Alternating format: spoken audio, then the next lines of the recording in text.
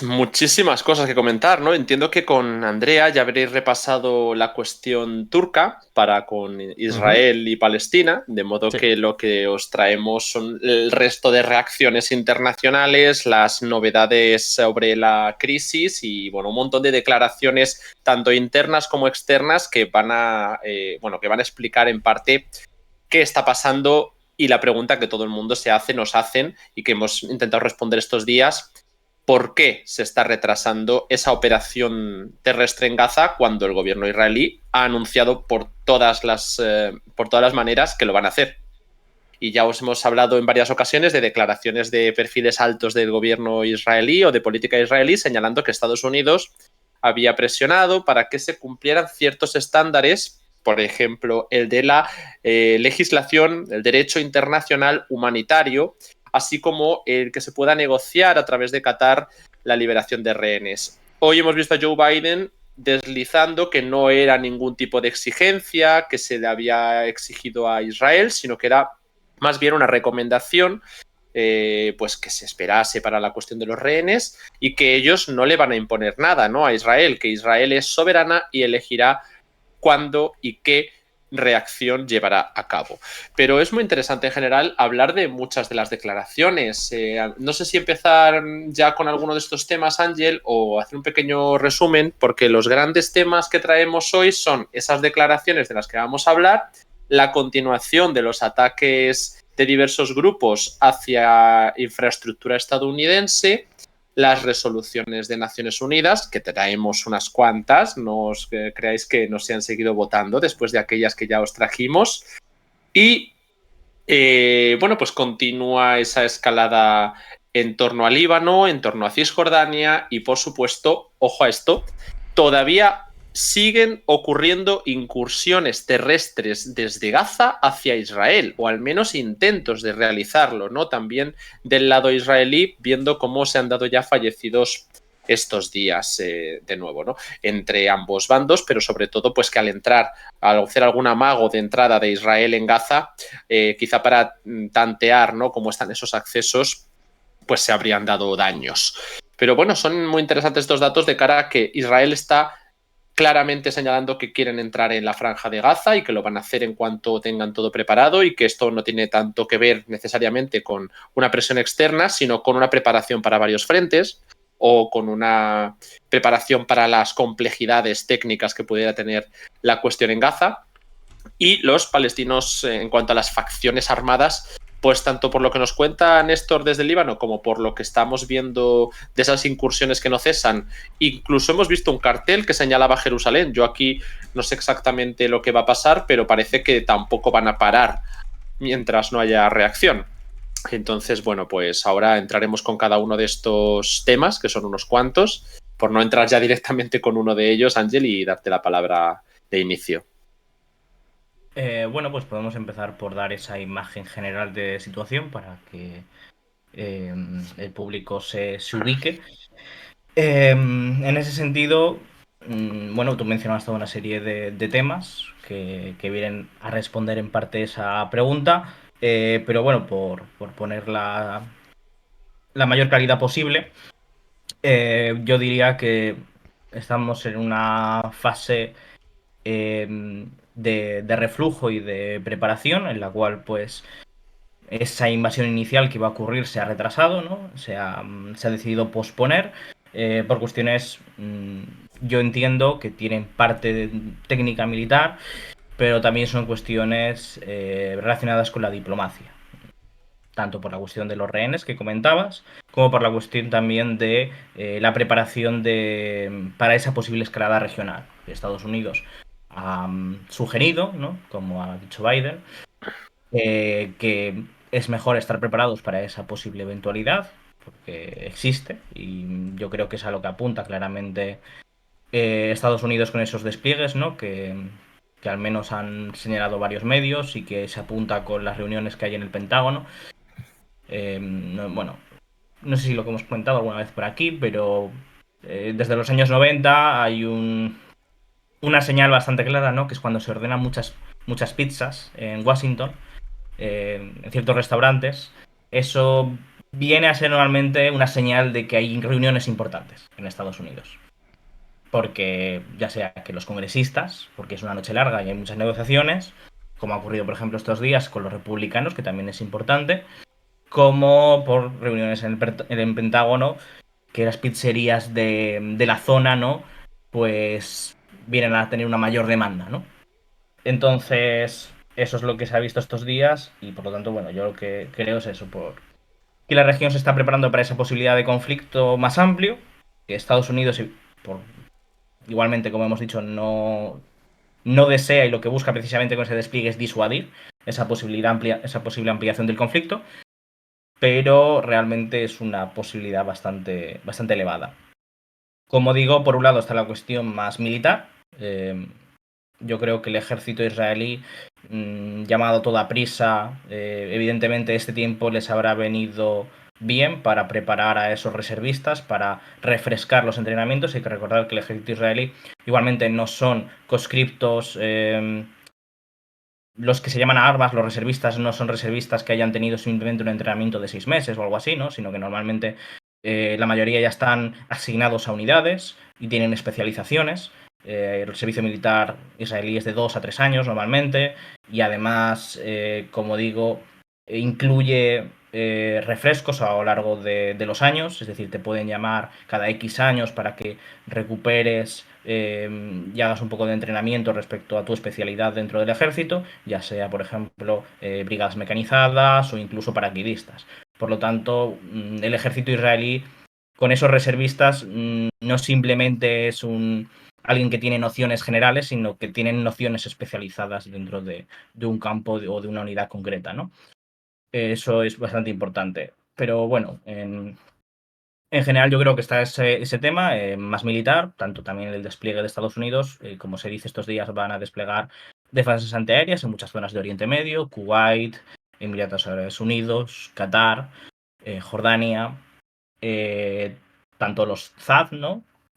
Como además también se ha hablado de que despliegue de mayor fuerza naval dentro de ese despliegue en el Mediterráneo Oriental, como también se ha dicho que van a enviar las baterías de la cúpula de hierro que tiene Estados Unidos. La cúpula de hierro se desarrolló en conjunto entre Israel y Estados Unidos y por lo tanto Estados Unidos tiene algunas piezas que van a mandar a Israel y también van a enviar lo que es la munición.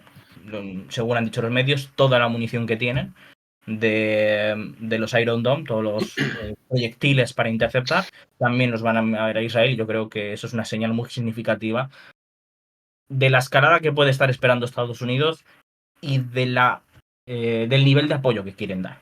Es decir, que Estados Unidos, aunque no quiera esa escalada, está dispuesto a dar todo el apoyo posible a Israel. Y después está la cuestión más política, tanto en relación con que se aprueben esas ayudas, y en general que se tiene que configurar la Cámara, ¿no? Que parece que hoy lo han conseguido por fin, porque no hay un presidente de Cámara, no había un presidente del Congreso, y eso pues impedía la posibilidad de que se aprobaran paquetes de ayuda. Ahora por fin Estados Unidos ha elegido a un nuevo representante, presidente de la Cámara de Representantes, que bueno, es una persona muy cercana a Trump, políticamente digo, y que dentro de esa línea más dura de los republicanos, eh, lo ha dicho ya muy claramente, la primera ley que se va a poner encima de la mesa va a ser ese paquete de ayuda para Israel. Y también parece que es bastante contrario a la ayuda a Ucrania. Ha votado en contra de todos los paquetes de ayuda a Ucrania, menos el primero de todos. Entonces, pues en general, con esta nueva configuración en el Congreso también la situación está más predispuesta, es más positiva para esa posible escalada regional en la cual pues Estados Unidos sí que tenga todas las herramientas para apoyar a Israel. Eso es lo que a mi parecer se está viendo. Ahora, bueno, la cuestión no, Netanyahu era claro con esa declaración, ese mensaje a la nación que hacía hoy, que sí que era un poco más relevante que otros que ha hecho, que venía a decir que había un día ya fijado. A mí no me queda claro que haya un día fijado, pero bueno, yo creo que también ahí hay una cuestión más política interna por parte de Netanyahu, que está viendo que el retraso de la operación y en general las críticas a su gestión y a su gobierno se le están acumulando y realmente hay mucha gente que quiere su dimisión.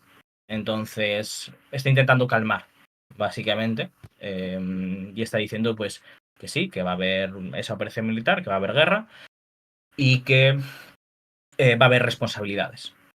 Que los miembros del gobierno, incluido él mismo, esto lo ha dicho, van a tomar esa responsabilidad por la mala gestión de lo ocurrido el 7 de octubre. Por lo tanto, bueno, eso apunta, como decía, a intentar calmar al público. En general, yo diría que esa es la imagen de situación. Todas las partes se están preparando, pero sigue estando pendiente de ese día D, principalmente. Exacto, yo aquí lo que veo es cómo ha cambiado un poquito la retórica en Israel sobre cuáles son las presiones externas y ya no solamente se está hablando, como decimos, de los rehenes, al fin y Sí, al de cabo. hecho, los dos objetivos que ponía Netanyahu no eran los mismos que ha puesto otras veces. Y eso es muy interesante, porque hablaba de que un objetivo era Hamas, ¿no? Lo que siempre se ha dicho, eliminar política y militarmente a Hamas, pero el otro objetivo era rescatar a los rehenes. Eso es algo que antes no estaba encima de la mesa. Y eso me parece relevante y también una concesión de cara al público y a las críticas que está habiendo por parte de las familias de los rehenes. De hecho, veíamos a gente del gobierno israelí diciendo que, bueno, los rehenes pues podían ser parte de los que sufrieran las consecuencias de la intervención, como señalando que el objetivo era derrotar a Hamas y a otras facciones armadas palestinas en Gaza, pero que, bueno, era el momento de la crueldad y que los civiles y los rehenes no podían ser ese centro de la operación, ¿no? Con respecto a esto, que no sé si fue Smotrich o el propio Ben-Gvir el que expresó estas declaraciones, pero uno de los perfiles más radicales del gobierno creo que fue el que señaló esta idea. Y con respecto a lo que comentabas, entonces ahora las posibles presiones estadounidenses de las que os hemos hablado para retrasar esta entrada en Gaza por tierra parece que podrían tener ya más que ver con el tiempo que necesita Estados Unidos para desplegar o para trasladar esos sistemas de defensa antiaéreo que nos ha mencionado Ángel. No solo la importantísima cúpula de hierro, que en este caso iría destinada a Israel, sino los sistemas antimisiles balísticos, que esto es importante porque estábamos hablando de ataques con cohetes, estábamos hablando de ataques de facciones un poco más rudimentarias dentro de lo que es el Gran Oriente Medio, ¿no? Lanzamientos desde Irak, ahora hablaremos un poquito de ello, y desde otros grupos chiíes principalmente. Pero lo que estamos viendo ahora es cómo grupos como Hezbollah, como los hutíes y el propio Irán podrían entrar en juego de manera más clara, ¿no? Porque, por ejemplo, hemos visto ya intercepciones cruzadas con los, hacia los hutíes y también escaramuzas con Hezbollah, así como lanzamientos artilleros cruzados. Mientras que con Irán, por ahora, no se han reportado choques, pero se está hablando directamente desde la Casa Blanca de que se ha advertido a los ayatolá, al ayatolá Khamenei, sobre la posibilidad de una respuesta en el caso de que se extralimiten ellos con los ataques, porque parece ser que ya habría decenas de bajas entre las bases estadounidenses, cosa que yo creo que no se ha confirmado. Y no sé exactamente esos reportes quién los está dando ahora mismo, Ángel, no sé si tenemos alguna confirmación, pero se habla de docenas, ¿no? No sé exactamente cuántos se habrían confirmado, pero esos son muchas bajas si se confirman para una presencia estadounidense distribuida por distintos países. Hemos hablado de ataques en Irak y Siria, pero nosotros, ahora mismo Ángel lo mencionaba, aquí tengo literalmente la lista de países que se están mencionando, ¿no? El Pentágono estaría desplegando en torno a una docena de sistemas antiaéreos en la región, incluyendo países donde tengan tropas como Irak, Siria, Kuwait, Jordania, Arabia Saudí y Emiratos Árabes, para proteger sus instalaciones frente a los misiles y frente a los cohetes que puedan ser lanzados desde esas regiones o contra esas regiones. Mejor dicho, esto llama la atención porque no estamos hablando solo de territorios del eje donde están contra la voluntad de las instituciones, por ejemplo, Irak y Siria, sino también de países árabes que no forman parte del eje, como estamos mencionando, Arabia Saudí, Emiratos Árabes Kuwait y no sé si he mencionado... No, estos son los que he mencionado, ¿vale? Y Jordania. ¿Por qué digo esto? Porque la explicación de la distribución de las tropas y las bases de Estados Unidos en la región, aunque no se conoce exactamente todas las instalaciones que tendría en Oriente Medio, conocemos que tiene distribuidos miles de soldados en distintos países. Por ejemplo, tendríamos conocimiento de 3 bases militares a las que tendrían acceso en Kuwait, 6 bases en Omán, otras 3 bases en Emiratos Árabes Unidos, 2 en Bahrein, una en Qatar, una en Irak, una en Jordania y una en Arabia Saudí, en los que estarían, como digo, distribuidos más de 2.000 soldados en Irak, en Arabia Saudí, 3.000 en Jordania, en Emiratos Árabes, 7.000 en Bahrein, entre 8.000 y 10.000 en Qatar y 13.000 en Kuwait. Estos son los datos que se supone que se conocen, pero la realidad es que mínimo durante estas semanas ya se han atacado 3 bases distintas en Irak y se han atacado o 3 bases distintas también en Siria, si no me equivoco, ¿no? La de Al-Tanf y la que tienen en torno a Hasaka, que acabamos de publicar ahora mismo, si no me equivoco, un nuevo Las que ataque tienen ocupadas en que se Siria. ha producido, sí, en la zona de... Bueno, las 3 yo creo que son zonas que no son reconocidas sobre la autoridad del gobierno de Al-Assad, ninguna de las 3, ni la de Al-Tanf, ni la de Al-Omar en Deir ez-Zor, ni la de Al-Sadaki en Hasaka. Son las 3 en distintos territorios, 2 de ellas en territorio kurdo y una en el desierto del sureste. Entonces, no es un territorio que ahora mismo controle el gobierno sirio. También hemos visto, por ejemplo, hoy, lo acabamos de publicar hace poco, un ataque contra fuerzas norteamericanas en el aeropuerto de Abu Ahar, al noreste de Siria. Creo que esto estaba también cerca de Hasaka, si no me equivoco. En cualquier caso, se están dando tantos ataques, ya no solamente contra objetivos estadounidenses, sino que los israelíes están respondiendo al uso del territorio sirio para atacar los altos del Golán con ataques a Damasco y a Alepo, ¿no? A los aeropuertos. Y también hoy hemos publicado cómo varios cazas israelíes habrían atacado infraestructura militar y esos lanzadores de mortero sirios del gobierno sirio, del ejército sirio, en la región de Daraa. Y se está hablando ya de cómo reforzar tanto Daraa como Quneitra, creo, que son las 2 zonas cerca de los altos del Golán, donde se supone que estos grupos vinculados al eje podían tener algo más de presencia. Pero es que no es ninguna novedad, como digo, que se estén dando ya amenazas contra los otros países árabes fuera del eje. Hoy también, no, esto es de ayer publicábamos como un grupo armado iraquí, en este caso, bueno, es un grupo menor, pero es llamativo ponerlo, ¿no? Al-Wiya al-Wad al-Haq ha amenazado en un comunicado con atacar a las bases estadounidenses. Ya no estamos hablando de Siria e Irak, como hasta ahora os hemos planteado, ¿no? En distintos tweets, sino está amenazando Kuwait y Emiratos Árabes, porque son países que, según señala, están apoyando a Israel en los ataques en la franja de Gaza. O al menos, no, yo creo que se refiere a Estados Unidos, perdonadme, creo que se refiere a que va a atacar los intereses de Estados Unidos en estos países por haber apoyado a Israel, porque ya me sonaba a mí raro que Kuwait no se incluye dentro de esta lista, ¿no? Emiratos Árabes, además, aunque haya normalizado las relaciones con Israel, no es un país que ahora mismo se esté posicionando claramente de su lado, al revés, lo ha criticado, ¿no? Entonces esto pues hay que señalarlo también porque es una amenaza importante la que se está dando contra todos estos países árabes y puede tener graves consecuencias para bastantes de ellos. De hecho, hemos visto también cómo se está tensando la situación con otros países árabes. Creo que ha sido hoy Naftali Bennett, ¿no? El ex primer ministro, el que ha señalado, por ejemplo, a Qatar como un enemigo, que no es un actor que pueda mediar, no es un socio, sino que está ayudando, está acogiendo y apoyando a Hamas, bueno, y financiando, por supuesto. Entonces son algunas tensiones regionales que pueden seguir escalando fácilmente. Aún así, otro de los actores vinculados a estos acuerdos de Abraham, Bahrein, creo que ha sido el ministro de Finanzas el que habría señalado que la guerra con Gaza no debe tampoco parar la integración después de los acuerdos de Abraham entre Bahrein, Emiratos Árabes e Israel. Es decir, Bahrein estaría defendiendo, aunque se posicionen a favor de la hermandad en en torno a Gaza.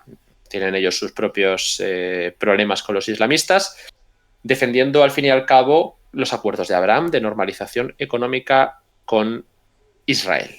Entonces, bueno, pues ahí hay que ir analizando con detalle, igual que ya nos ha contado antes Andrea las declaraciones turcas de cómo se ha cancelado esa visita a Israel y cómo, bueno, pues están planteando subir aún más el tono desde Turquía.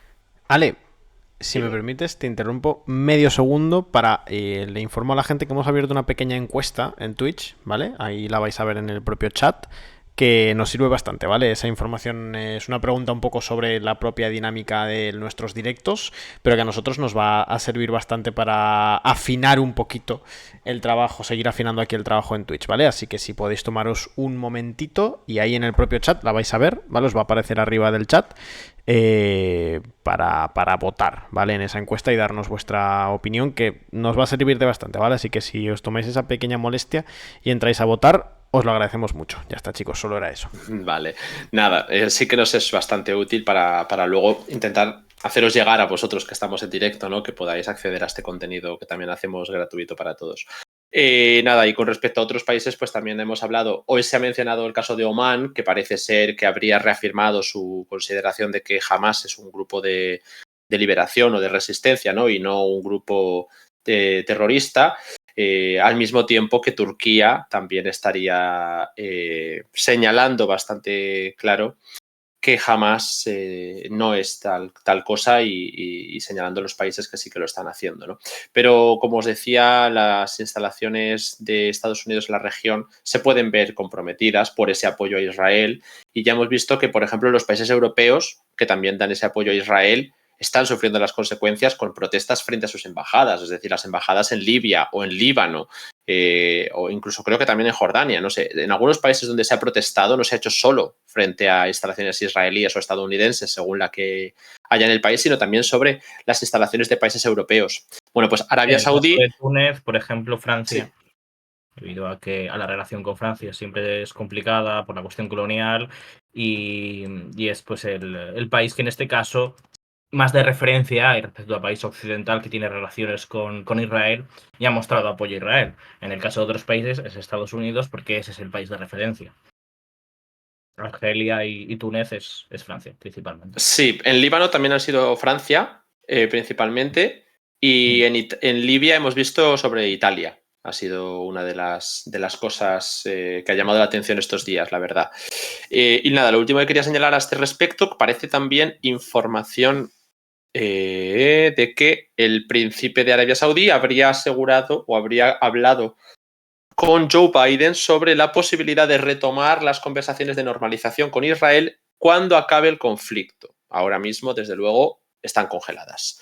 Entonces, bueno, pues como digo, todos estos países albergan al mismo tiempo un ánimo de relación económica fuerte con Israel, algunos de ellos más que otros, pero tienen un sentimiento de desamparo completo frente a la doble moral que señalan de Occidente. Me refiero, es que la propia reina de Jordania, ¿no? Rania de Jordania, ha hecho unas declaraciones en la CNN muy, muy llamativas que han sido muy sonadas, porque ha criticado el doble estándar en el mundo y que todo Oriente Medio, aunque Jordania sea un país ejemplo para muchos países en Occidente dentro de Oriente Medio de lo que es ese desarrollo, bueno, occidentalizado de alguna manera, pero al fin y al cabo más cercano a un sistema democrático, no sé si podemos hablar en esos términos, pero es lo que yo he escuchado en algunas delegaciones europeas sobre el resto de países de la región, mucho más estable desde luego, y aún así ha señalado que está en la región en shock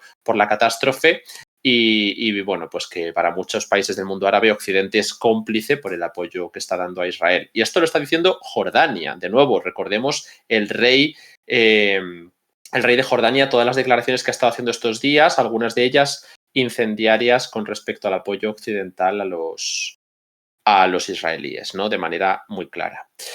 El caso es que lo que os comentaba afecta no solo a las instalaciones en Irak y Siria, sino también a estas que os digo en Jordania, y se trata de instalaciones sobre todo aéreas, ¿no? Lo que son en aeropuertos y bases aéreas que tienen en muchos de estos países, pero también en algunos puertos. Por ejemplo, tienen acceso a un puerto del Jalifa bin Salman en Bahrein y también al Jebel Ali en Emiratos Árabes. Y luego en Omán tienen varias instalaciones a las que pueden acceder, pero creo que hay mucho menos personal, como unos cientos de militares estadounidenses. Y el acceso a 2 puertos mínimo. No estoy seguro ya de cuáles son. Pero bueno, para que veamos que toda la región tiene presencia estadounidense y esta es la oficial, porque como digo, estoy seguro de que en Irak y Siria tienen más, porque es que hemos visto ataques contra esas instalaciones, ¿no? Es un poco lo que quería traer sobre este caso. No sé si tenemos alguna novedad, Ángel, o si quieres nos puedes contar también las resoluciones de Naciones Unidas, por ejemplo. Sí, bueno, por un lado decir que a yo la impresión que tengo es que los ataques por parte del eje de resistencia a Estados Unidos principalmente, ¿no?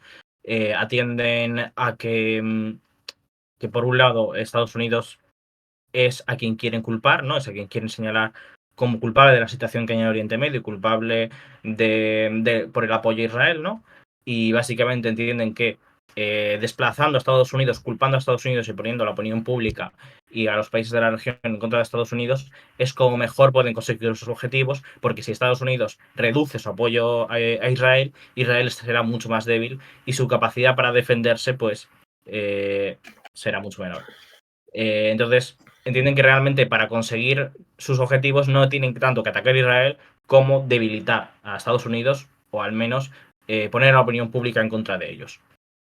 Entonces también, en ese sentido, por otro lado, está el tema de que Estados Unidos es un actor, por decirlo de alguna manera, en este contexto más racional, más dispuesto a no responder, ¿no? Porque hablabas de que ha habido 24 bajas, 24 heridos principalmente, hasta donde se sabe, soldados o contratistas privados estadounidenses que por lo que parece, aunque Estados Unidos ha tratado de reducir o de rebajar el daño que ha habido, realmente se está informando de que como ocurrió en 2019-2020, ¿no? Realmente esos daños son mucho mayores. Hay traumatismos, ¿no? U otro tipo de heridas que realmente tienen relevancia y podrían incluso acabar con la muerte de alguno de esos soldados. Esto es algo que ocurrió ya en ese momento, que al final se reveló que incluso alguno había muerto y que había bastantes más heridos de lo que se dijo en un primer momento, y esto responde a que Estados Unidos realmente no quiere una escalada. Y por eso digo que también se ve a Estados Unidos como un actor más racional, menos predispuesto a escalar porque no quiere una guerra regional y por lo tanto más susceptible de ser atacado sin que responda, mientras que Israel sí que, por la situación en la que está, por su contexto político, sí que está más dispuesto a realizar un ataque de respuesta. Esto respecto al tema de esa escalada, ¿no? Sí. En relación con Naciones Unidas, que hoy hemos tenido 2 resoluciones, ¿no?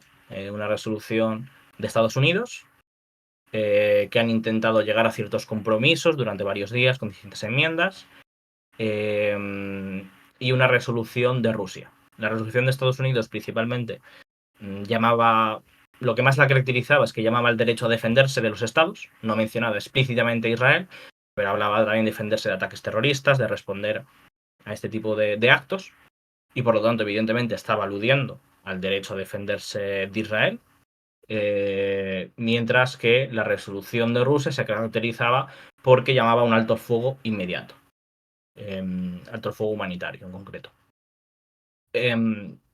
Entonces, la cuestión es que, a pesar de que después había otros matices, ¿no? Estados Unidos también llamaba a que hubiera todas las medidas posibles para conseguir la llegada de la ayuda humanitaria, ya fueran pasos humanitarias u otro tipo de formas, también condenaba toda violencia contra civiles, pero no señalaba específicamente a Israel, mientras que sí que llamaba a Hamas organización terrorista y sí que la señalaba y sí que lo señalaba específicamente en varios puntos de esa resolución. Y sin embargo, ciertos matices, ¿no? Rusia no llamaba a Hamas organización terrorista en ningún momento, sí que condenaba tanto a Hamas por sus actos, que calificaba de atroces, ¿no? Contra Israel, como también señalaba directamente a Israel por los ataques indiscriminados en Gaza, ¿no? Entonces lo que se ve, esas diferencias de matices, ¿no? Que hacen pues que cada resolución pues claramente apunte a un rasero, ¿no? La resolución de Estados Unidos sí que tuvo los apoyos necesarios. Ahora no recuerdo bien si son 8 o 9 votos los necesarios para ser aprobada una resolución. Si no, 8 más 8, 16. Bueno, en principio creo que con 8 sirve porque es mayoría simple. Que creo que es el número, que es la cuestión. Perdón, la mayoría absoluta. Sí. Pero fue vetada por China y por Rusia.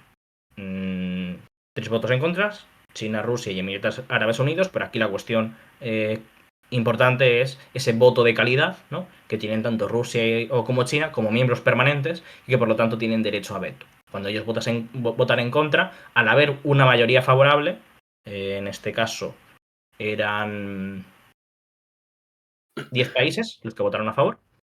Por lo tanto, se aplica el veto de Rusia y de China, y aquí hay que tener muy en cuenta también ese voto en contra de Emiratos Árabes Unidos, que me parece muy significativo, porque se está viendo que Emiratos Unidos está prácticamente votando en todas las resoluciones junto con Rusia.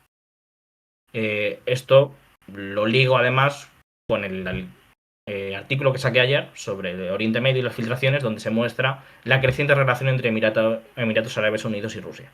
De hecho, nos preguntan precisamente si se sabe algo de esa información filtrada del Pentágono, ¿no? Sí, es decir, bueno, ya son 3 artículos publicados al respecto en la web. Uno sobre las filtraciones de la guerra de Ucrania, otro sobre las filtraciones sobre China y este último sobre Oriente Medio. Ahí hablo de la relación entre Emiratos Árabes Unidos y Rusia, por ejemplo, la cuestión de que muchos trabajadores del sector tecnológico se están reubicando en Dubái, que Dubái ha crecido como uno de los mayores mercados inmobiliarios porque hay mucho millonario ruso que se ha trasladado allí y ha comprado propiedades, ¿no? Después también hablo en otra sección sobre Egipto, como Egipto se está viendo presionado por Estados Unidos y donde Egipto llegó a plantear vender armamento a Rusia y Estados Unidos se supone que consiguió convencerlos para que lo vendieran a Ucrania, pero al final se ha quedado en nada, está eso un poco así en el aire. Entonces Egipto está un poco ahí entre dos aguas. Y la verdad es que yo creo que la relación con Estados Unidos no está yendo precisamente bien. Y más aún en el contexto ahora del tema de Gaza, ¿no? Porque hay que recordar que en agosto, septiembre, Estados Unidos retiró ayuda militar a Egipto y hay varios diputados, ¿no?, que están llamando a retirar la ayuda a Egipto por el tema de la corrupción con el senador Bob Menéndez, ¿no?, que ha sido descubierto que este senador muy importante, porque además era el presidente del Comité de Asuntos Exteriores del Senado, supuestamente pues recibía sobornos por parte de Egipto. Y bueno, él ha renunciado a varios cargos, ¿no?, como la cuestión de ese comité. Y la verdad es que la relación ahora mismo está en una situación bastante mala. Han tenido que frenar eso porque evidentemente Egipto es esencial para la negociación con Hamas y la cuestión de Gaza. Pero a Egipto le quieren empujar a que acepte la limpieza étnica, ¿no?, y el desplazamiento de todos esos gazatíes palestinos que viven en Gaza. Realmente la mayoría de los palestinos que viven allí ni siquiera son de ahí, son refugiados. A desplazarlos y a que vivan en el Sinaí, ¿no?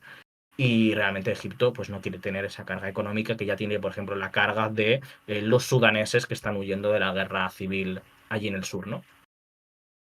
Entonces, bueno, el artículo, por último, también toca el tema de Israel y la guerra de Ucrania, que también es interesante, pero es verdad que esa parte ha quedado un poco más vieja, ¿no? Desactualizada debido a los acontecimientos más recientes. Pero igualmente es interesante y yo creo que se pueden ver ahí ciertas dinámicas en relación con Siria y con Rusia que hay que tener en cuenta ahora y que también explican por qué Netanyahu sí que ha hablado por teléfono con Putin, pero a Zelensky ni siquiera ha querido hablar con él. Y Zelensky ha llegado a pedir una visita a Israel en persona para mostrar su apoyo. Y eso pues lo ha rechazado porque evidentemente Bibi no quiere enfadar a Rusia, no quiere darle motivos a Rusia para que, por ejemplo, apoye más a Siria o pues otro tipo de cosas. Sí, lo que es no molestar demasiado a Rusia mientras ellos todavía intenten hacer equilibrismo de alguna manera, ¿no? De hecho, con respecto al caso de Egipto, está siendo muy sonado porque, claro, se pregunta mucho por qué Egipto no quiere ese corredor humanitario, por qué Egipto solo quiere introducir ayuda humanitaria, pero no acoger a los refugiados. Bueno, y además es que no solamente está el caso de Sudán, también tenemos Libia al lado y una serie de conflictos a su alrededor increíbles, ¿no? Sumado a la propia crisis económica de Egipto, la inflación tan grande, la escasez de grano en su momento se vio durante la crisis de Ucrania, ¿no? Del Mar Negro y bueno, ya de por sí tiene problemas en Sinaí, pero también esto tiene que ver con lo que dice Hamás, ¿no? Y otros grupos palestinos. No se trata solo de que sean refugiados, es que tiene que haber un derecho al retorno. Y si se plantea ya desde Israel, bueno, no necesariamente que se vayan a Egipto, pero sí que vayan al sur de la Franja de Gaza y que habrá un nuevo trazado fronterizo después de la guerra. ¿Significa esto que lo que se pretende es expulsar a los palestinos de manera prácticamente total? ¿O qué es lo que se está planteando, ¿no? Y aquí es donde entra lo que decía Ángel, de que no se trate solo de una invasión con pretensiones quirúrgicas o incluso de ocupación, sino una limpieza étnica, que es algo que ya hemos visto en muchos casos, sobre todo en Cisjordania, y que podría empezar también a ampliarse en Gaza. De hecho, ha habido esas declaraciones de la UNRWA, ¿no? La Organización de la ONU de los Refugiados Palestinos, de su imposibilidad para continuar trabajando en Gaza a partir de hoy si no se permite el acceso de combustible, porque ya no se puede trabajar en ciertas condiciones, por ejemplo en hospitales y en distintos sitios sin luz, sin energía y sin combustible. Y claro, pues esto llevan varios días avisando de que se iban a agotar sus reservas, han sido atacados varias veces, ¿no? Hemos visto ataques reivindicados, más bien la UNRWA señalando que ha sufrido esos ataques por parte de Israel y que han dejado muertos entre sus trabajadores. No sé ya la cifra cómo habrá escalado, pero eran unos cuantos. 30. Ya vamos entonces por 3 decenas, efectivamente. Y claro, pues el gobierno israelí ha dicho que van a permitir un pequeño alivio de ese bloqueo en la zona sur para facilitar que los civiles vayan hacia allí con esas decenas de camiones que habrían entrado y que representan prácticamente nada para las necesidades de la Franja de Gaza, así como la entrada del suministro de agua, pero que no van a permitir la entrada de combustible. De manera que es improbable que la UNRWA, bajo estas declaraciones, pueda continuar haciendo su labor para los refugiados palestinos, teniendo en cuenta, como también ha dicho Ángel, que los refugiados desplazados internos en Gaza son muchísimos ya. No sé si hablábamos ya de 500.000 o no sé qué cifras manejábamos la última vez. 1,4 millones. Ya vamos por uno, pues 70% de la población. Eso te iba a decir, digo, 1,4 millones en una población de 2 millones, Sí, sí. Entonces, esto es, vamos, como dices tú, la mayoría de la población son desplazados internos en Gaza. Entonces, si no está la Organización de Naciones Unidas para los refugiados palestinos, pues va a ser aún más grave la crisis humanitaria. Y luego, una última noticia que quería traer a colación ha sido esa reunión de Al-Sisi con Emmanuel Macron, porque aunque no ha sido una de las cumbres más importantes de estos días, comparada, por ejemplo, a la del Cairo del otro día, en la que se evidenció muy claramente la división de los países europeos, de los países de la región, Emmanuel Macron ha señalado que va a mandar un buque hacia las costas de Gaza. En principio se supone que es un buque hospital, ¿no? Ángel, no sé si tenemos algún dato durante estos días que se va a situar en principio para dar apoyo a la población civil de Gaza, pero es algo que habrá que ver. No sé si querías comentar alguna cuestión sobre esta dinámica internacional que hemos empezado a comentar, viendo que las resoluciones de la ONU, bueno, pues cada vez tienen menos efecto, menos interés y menos trascendencia, o bueno, si quieres traer algún tema más.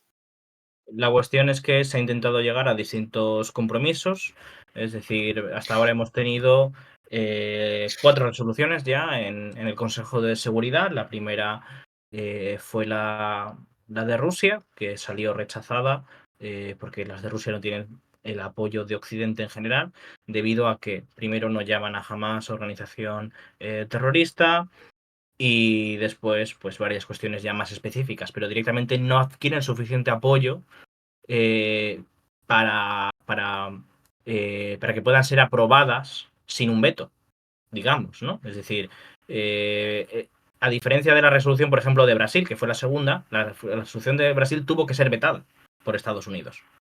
Mientras que las resoluciones, como digo, de Rusia es que directamente no consigue los 8 votos necesarios para al menos llegar al punto de que tenga el apoyo necesario. Entonces, pues bueno, eso en general por las pocas simpatías que tiene Rusia dentro de una serie de países y debido a que cualquier cosa que salga de Rusia, pues van a votar en contra prácticamente. Porque no le van a dar esa satisfacción, no van a darle ese punto No. de apoyo a Rusia dentro de los países árabes. Y menos en temas diplomáticos y temas humanitarios. Sí. Como digo después, pues otros países que ponen resoluciones que tienen un mayor consenso, esas sí que reciben apoyo suficiente, como se vio con la de Brasil, que fue una resolución que buscaba buscar es un camino intermedio, no llamaba al alto el fuego, llamaba a pausas humanitarias, esa es la gran diferencia, es un poco el compromiso al que se ha intentado llegar, pero Estados Unidos la vetó porque no llamaba al derecho a defenderse de Israel. Esa es la cuestión principal por la cual viene a ser el punto de separación. Entonces, después ha habido estas dos resoluciones, como he comentado antes, de una nueva de Rusia y una nueva de Estados Unidos. La de Estados Unidos sí que ha tenido que ser vetada por parte de Rusia y de China, a pesar de que China, al menos diplomáticamente, Rusia ahora mismo no lo recuerdo, me suena que no, pero China sí que ha hablado de que Israel tiene derecho a defenderse. Sí, China Al lo ha igual dicho. que los países occidentales. Y en una llamada que ha tenido el ministro de Exteriores, Wang Yi, con su homólogo israelí, Cohen, ¿no? Eli Cohen. Ahora, la agenda que hay es que se supone que Malta, otro país que es miembro no permanente, que está ahora mismo, va a intentar presentar una nueva resolución de consenso, un poco como hizo Brasil. La cuestión, cuáles son los puntos de consenso por así decir que podrían intentar a llevar a que se aprobara, pues seguramente introducir la cuestión de el derecho a defenderse de Israel como pide Estados Unidos y mantener lo de las pasos humanitarias. En el caso de la resolución de Brasil, Rusia, por ejemplo, se abstuvo y Emiratos Árabes Unidos también. Entonces, también que Rusia tiene más simpatías por Brasil que, por ejemplo, por las que puede tener por Malta. Entonces, yo creo que en una situación, por ejemplo, que cojan ese compromiso intermedio, es difícil que aún así se apruebe porque quizá la vete Rusia. Pero al final, en la de Brasil y la de Rusia se abstuvieron cruzadamente, porque estaban más o menos de acuerdo, no era como los votos en contra, ¿no? Que en el de Rusia fue en bloque y en el de Brasil fue simplemente, creo que fue Estados Unidos y Reino Unido, ya no me acuerdo exactamente quién fue, Sí, pero... la de Rusia han votado solo han votado en contra Estados Unidos y Reino Unido. Mientras que la de Brasil, dices. mientras en la de Brasil solo votó en contra Estados Unidos. Vale. Entonces fueron abstenciones. Bueno, en cualquier caso, no fueron votos a favor en bloque, ¿no? Simplemente teníamos el caso de Emiratos Árabes y ahora con el caso de esta segunda propuesta, pues se ha dado el veto, ¿no? Y nos falta, por lo tanto, encontrar esa fórmula de consenso. No sé yo si una propuesta... La forma de consenso, si se llega a ella, que no va a resolver absolutamente nada, evidentemente. no, bueno, por supuesto, pero partimos ya de eso, ¿no? O sea, sabiendo es que una cuestión de posicionamiento público, de a ver cómo se pone cada uno de cara a tal. Y bueno, a ver, si quieran tirar ciertos actores del hilo, Estados Unidos ha tomado resoluciones de la ONU, por ejemplo, en Yugoslavia, para actuar de manera unilateral. Entonces, sin mandato realmente, ¿no? Porque el mandato que da el Consejo de Seguridad de Naciones Unidas es un mandato para actuar de manera colectiva. Al menos esa es la premisa. No es un mandato para la utilización de la fuerza de manera unilateral, que es, por ejemplo, el caso de lo que ocurrió en Yugoslavia. Utilizando ese paraguas, ¿no? Claro, evidentemente aquí en este caso no creo que nadie vaya a hacer eso. En el sentido que, por ejemplo, digamos que un país pudiera coger una resolución que se aprobase y dijera, sí, tiene que haber una pausa humanitaria, yo quiero forzarla, ¿no? De alguna manera. Bueno, mira lo que pasó en Libia, ¿no? Se extralimitaron dentro de una resolución por la zona No, claro, claro. de Pero, por exclusión ejemplo, en aérea el caso de Libia, por para supuesto, que hubo una proteger extralimitación. civiles, quiero decir, para proteger civiles se intervino en una guerra civil atacando objetivos terrestres. Sí, sí. En el caso de Libia, sí que había un mandato para la utilización de la fuerza, pero evidentemente lo que todo el mundo, y lo que la propia ONU dijo es que hubo una extralimitación de esos poderes por parte de la OTAN. Pero claro, aquí señalo en relación con Israel, Palestina, ¿no? En el caso de que se quisiera asegurar el cumplimiento de esa resolución, estaríamos hablando de que quien tuviera que intentar implementarla sería para defender a Gaza, ¿no? En este caso. Depende de cómo se Claro. interprete, porque si se contempla el derecho a defenderse de Israel en la resolución, Sí, sí, ¿cómo claro. impones sobre el terreno que se esté respetando ese derecho a defenderse? Claro, pero yo asumo ya directamente que haya resolución o no, Estados Unidos va a intervenir para defender a Israel en el caso de que haya una guerra más amplia. A Estados Unidos yo creo que ahí ya le da igual el tema de si hay una resolución o no. Eh, yo comentaba más en relación con la cuestión de Gaza y con la cuestión de que se habla de pausas humanitarias o de cesar al fuego. Vale. Que por lo que parece, cesar al fuego, evidentemente, no es un lenguaje que vaya a entrar en ninguna resolución. Después han estado preguntando mucho por el tema de Chipre. Yo lo que he podido ver es que sí ha habido despliegue de ciertas fuerzas. Creo que Alemania, por ejemplo, también ha desplegado para posibilidad de evacuación de ciudadanos en la zona. De hecho, también, por ejemplo, Estados Unidos, según ha dicho la prensa, estaría planteándose hacer, en caso de esa guerra más amplia, una evacuación general en la región de sus ciudadanos. Lo que no sé, dijeron un alrededor de 6.000 ciudadanos, lo cual es bastante. No sé, no sé si tú tienes el número. Es que no No, recuerdo. pero sí que me suena a mí también, ¿no? Y esto en su momento se comentó de evacuar a los ciudadanos desde el puerto de Haifa, si no me equivoco, ¿no? Sí, Hacia Chipre. sí. Y bueno, eso sería una operación de una gran envergadura realmente. Sí, desde luego esto nos recordaría. Primero, bueno, vamos a señalar. Primero, sería un argumento más para presionar a Israel para que retrase su operación hasta que se logre la evacuación de extranjeros, concretamente estadounidenses. Esto a A ver, mí me suena. yo no creo que hubiera evacuación antes de la guerra. Yo creo que, porque realmente tú no puedes forzar a la gente. Claro, perdona, Ya. claro, no eran 6.000, ¿qué digo? 600.000. Es Pero una claro, barbaridad de cifra, pero yo a lo que me sí, sí, refería, sí, sí, Ángel, yo no pero esperaba que no que era no tanto. entra tan en conflicto con lo que planteas, es que aunque se quiera hacer previo, me estaba sonando mucho a esa evacuación masiva, ¿no? Ese puente aéreo más importante de la historia casi que mencionaban los estadounidenses en Kabul, que no tuvo lugar hasta que la guerra no llegó prácticamente a las puertas de la ciudad. Y con lo cual, en este caso, si se evacúa desde Haifa, bueno, a ver, además de lo atropellado y desastroso que fue el caso de Kabul, yo no sé si 600.000 personas más No, de otros además, países se suman. directamente, no, estamos hablando de gente que tiene doble nacionalidad, la mayoría. Es decir, estamos hablando de personas que seguramente sean israelí estadounidenses. Sí, Hay pero que también recordar que habrá otros países, es decir, muchos también los colonos, europeos, perdona. sí, sí, muchos colonos que hay en Israel o en Cisjordania realmente son gente que de Estados Unidos, que que no han nacido allí ni nunca ha vivido en Oriente Medio y que debido a que, bueno, pues hacen el tema de la escuela de la Torá y todo el tema religioso que te permite adquirir ciudadanía o porque tengan padres o tengan algún familiar relacionado. Hay bastantes canales por los que se puede llegar por esos medios más de conversión religiosa, por ejemplo, incluso, ¿no? Conseguir la lilla, ¿no? Y conseguir por dentro la nacionalidad israelí y asentarte en Israel.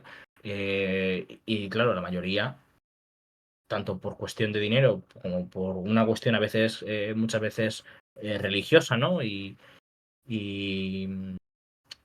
pues eso, más relacionada con la cuestión mística, etcétera, pues van a las colonias.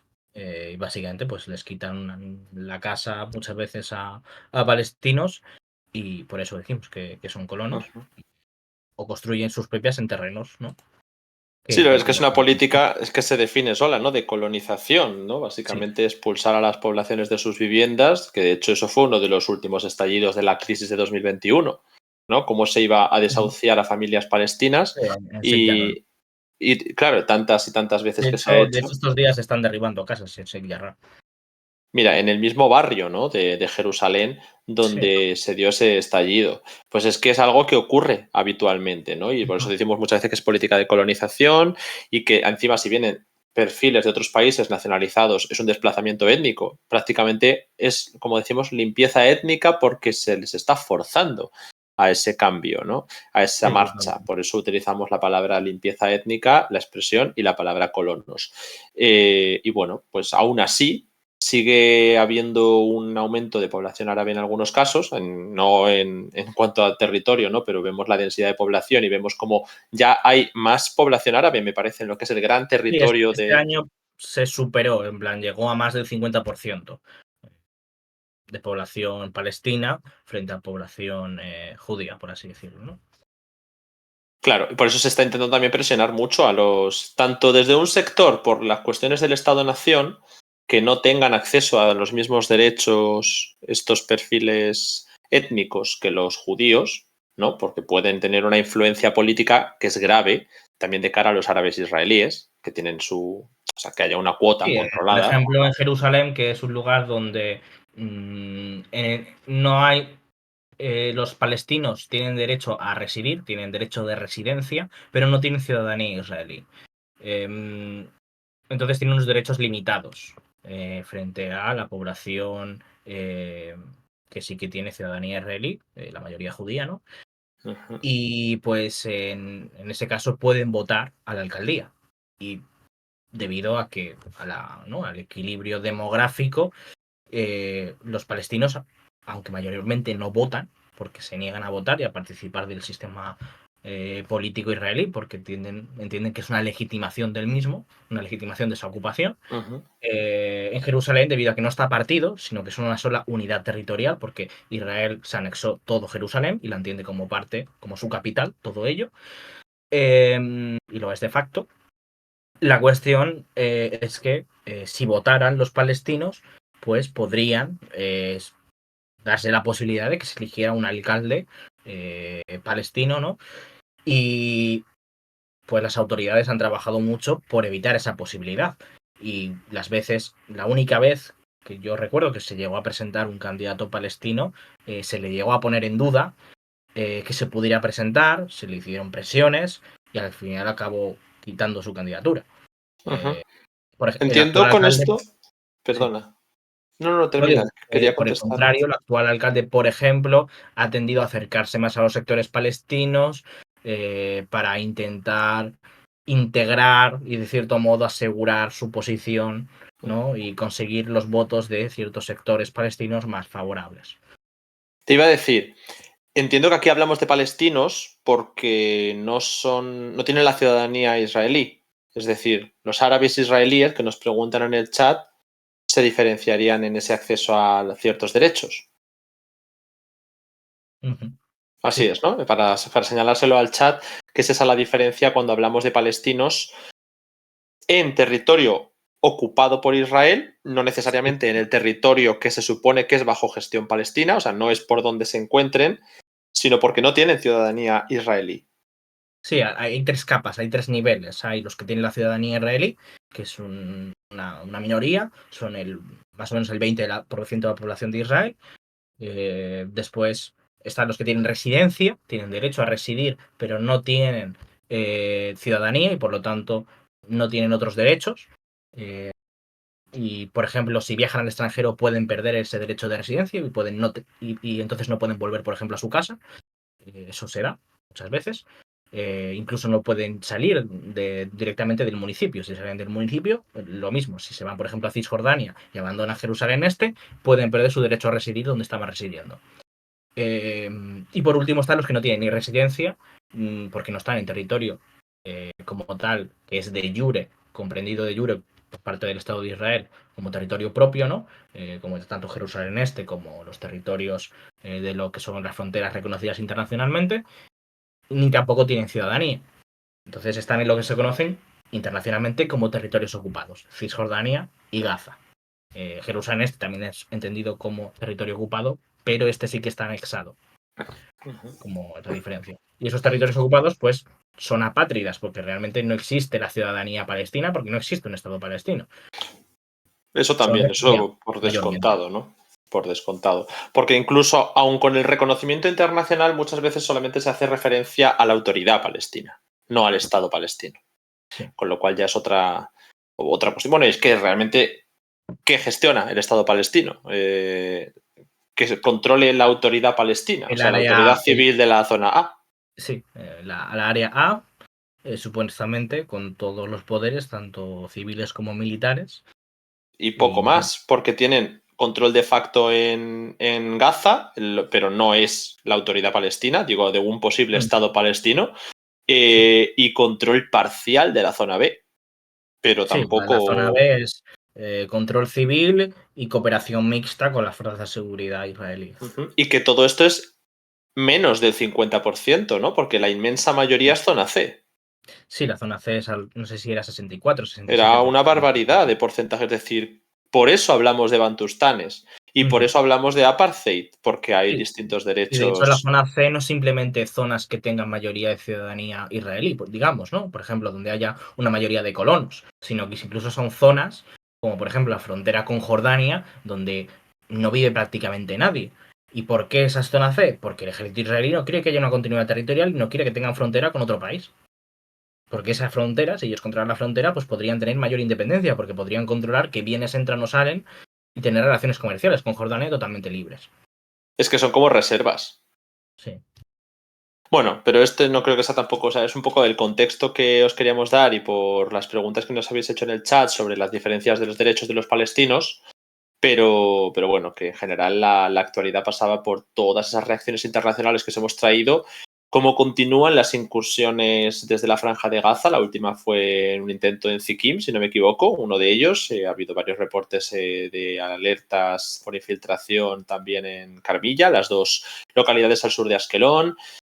Justo al norte de la Franja de Gaza, como el número de fallecidos en Cisjordania ya ha subido hasta casi los 100, si no me equivoco. La última gran declaración de Netanyahu advirtiendo de que su objetivo ya no solamente pasa por la destrucción de Hamas, sino también la liberación de todos esos rehenes, aunque primero habíamos escuchado a varios miembros del gabinete diciendo que no era más que un posible daño colateral, de alguna manera. Y tampoco lo habíamos mencionado antes, pero Yair Lapid, el líder de la oposición, ha empezado ya a señalar un poco el cierre de filas que se espera a nivel internacional, ¿no? Diciendo que cualquier información que se ofrezca sobre el punto de vista de los palestinos es, en ese caso, neutralidad, que asocia con servir a los intereses de Hamas, ¿no? Del grupo de Gaza. Por lo tanto, considera que los medios de comunicación tienen que empezar a informar únicamente del punto de vista israelí, que es algo que en otros conflictos hemos visto ya extensamente, porque es importante controlar las narrativas si se quiere controlar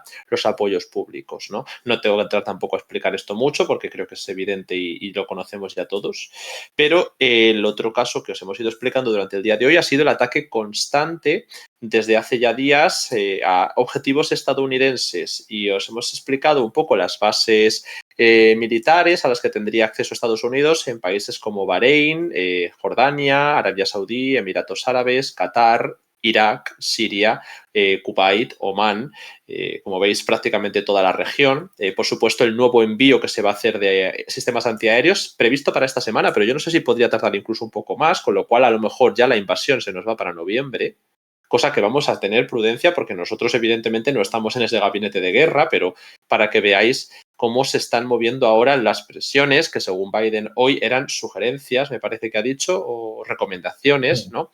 Lo de la negociación a través de Qatar para la liberación de rehenes y esos sistemas antiaéreos que decía que se van a mandar a algunos de estos países por la amenaza de grupos iraquíes que ya ha habido contra Kuwait y Emiratos Árabes, y creo que se va a mandar, hemos dicho, a Jordania, a Arabia Saudí, a Emiratos Árabes, no sé si me dejo alguno, seguro que alguno más, lo hemos dicho antes, para interceptar cohetes y misiles, con lo cual se está señalando de nuevo, igual que ha pasado con el destructor del Mar Rojo, hacia los hutíes, hacia Hezbollah, en el caso de Israel, con Líbano, porque también se va a mandar más refuerzos para la cúpula de hierro, y hacia Irán, al que según Biden ha dicho, han advertido de las consecuencias de ataques contra sus objetivos en una conversación con el ayatolá.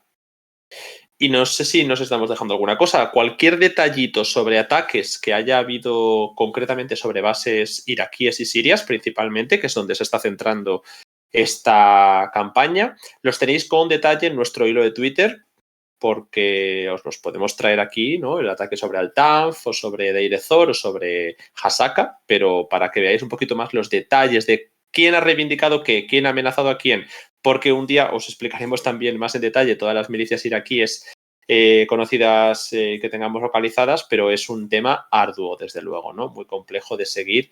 Y luego, pues aparte de todas estas reacciones internacionales, como os hemos traído, desde Jordania, desde Estados Unidos, las resoluciones de la ONU, las declaraciones de Lula, poniéndose bastante duro, ¿no? con la cuestión de que esto se trata de un genocidio, asumiendo, por tanto, también esa línea que ya señalaba Petro. No sé si habrá alguna consecuencia para Brasil, como las que Israel ha señalado, por ejemplo, a España y a Colombia, pero también hay un detalle que no hemos comentado hoy, y por cerrar un poco con esto, Israel, después de esa escalada retórica con la ONU, con Antonio Guterres, y pedir su dimisión por haber contextualizado los 56 años de ocupación, literalmente dijo asfixiante, a los que se ha sometido a los palestinos, entendiendo que los ataques de Hamas no ocurren en la nada, ¿no? Que tienen una explicación dentro de ese contexto. Lo cual no significa que sea una justificación. Esto creo que es una frase que se ha dicho millones de veces, ¿no? Que explicar un concepto no significa justificarlo, pero Israel justo ha señalado que, como se considera que se está justificando también literalmente el terrorismo y el asesinato, han pedido que se deje de expedir visados, o bueno, lo han anunciado, a los representantes de la ONU tras esas declaraciones de Antonio Guterres. Y nada, pues esto creo que ya habría afectado al jefe del sector humanitario de la ONU, Martin Griffiths, por lo que hemos publicado en este complicado asunto de la expedición de visados anulada por Israel. Sí. Y una cosita más también, el Departamento de Defensa de Estados Unidos ha hecho unas declaraciones en las que señala que 21 de sus miembros en Oriente Medio habrían sido los que han sufrido daños menores en los ataques del día 17 y 18. Solo entre el 17 y el 18 de octubre ya reclamaban esos 21 daños menores en ataques a la base de Al-Tanf en Siria y en la de Ain al-Assad en Irak. Que todos han vuelto a su trabajo, pero por supuesto falta saber qué ha ocurrido con los ataques de los siguientes días. ¿Por qué digo esto? Porque también habrían señalado que las consecuencias de estos ataques se ven al cabo de unos días y que podría haber más daños porque es lo que tardan en diagnosticar algunos de los daños, como lesiones como traumatismos craneales, es lo que han dicho, ¿no? Entonces los números son susceptibles de ir cambiando y que se irán actualizando las cifras. Por ahora hablan de esos 21 heridos. No sé si me queda algo. He hecho otro repasito así ahora final, Ángel. Si quieres matizar, ampliar o recordar algo más, es bienvenido. O si hay alguna pregunta para ir cerrando. No, nada, simplemente responder a lo que preguntabas de que si las embajadas de Palestina son de la autoridad palestina. Sí, así es. Todas las embajadas propiamente dichas son de eso, son representación de la autoridad palestina. Otra cosa que si hay otros grupos, como por ejemplo Hamas, que también tienen oficinas de representación política en Qatar o en Turquía, supuestamente. Ya está.